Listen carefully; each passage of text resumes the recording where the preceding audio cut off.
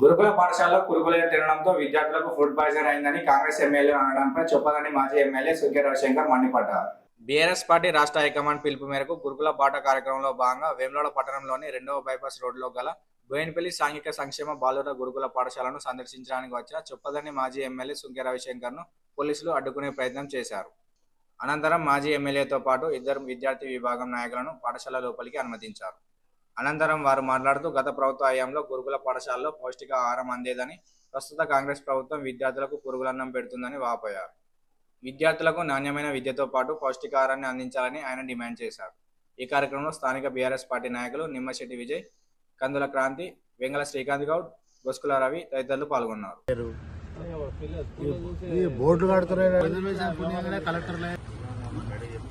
Principal గారు కొంచెం పెట్టండి అన్న. పాఠాలు చెప్పిన మాకు పిల్లలకు ఒకసారి పోదాం మరి పిల్లలు. కలెక్టర్ పర్మిషన్ కావాలి. నేను అంటే నేను ఒక మాజీ ఎమ్మెల్యే మేము పెట్టినాము. పిల్లలకు మంచి 1,20,000 రూపాయలు ఖర్చు పెడుతున్నాము.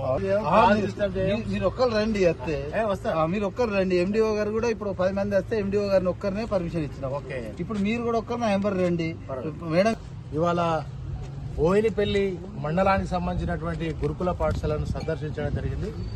రాష్ట్ర వ్యాప్తంగా మరి గురుకుల పాఠశాలలలో ఇప్పటికీ కొన్ని వేలాది మంది ఫుడ్ పాయిజన్ అయి ఆసుపత్రుల పాలైనటువంటి సందర్భం.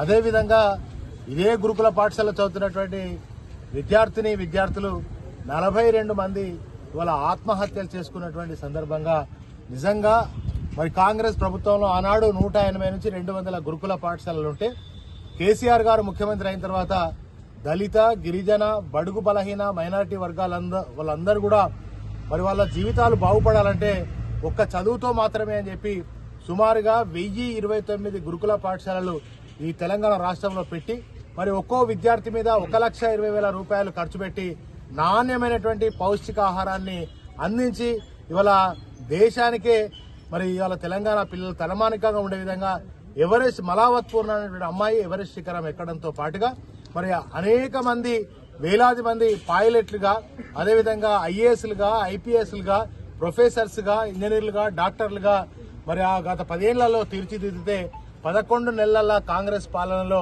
ఇవాళ వీళ్ళ విద్యార్థుల జీవితాలు చిన్నాభిన్నం అయిపోయి ఇక పురుగులన్నం. మరి నాడేమో పౌష్టికాహారం కేసీఆర్ గారి నేతృత్వంలో పౌష్టికాహారం ఉంటే ఈరోజు కాంగ్రెస్ 11 నెలల పాలనలో పురుగులన్నం పెడుతున్నటువంటి మరి పరిస్థితి కాంగ్రెస్. మార్పు అంటే పురుగుల అన్నం పెట్టడమేనా మార్పు?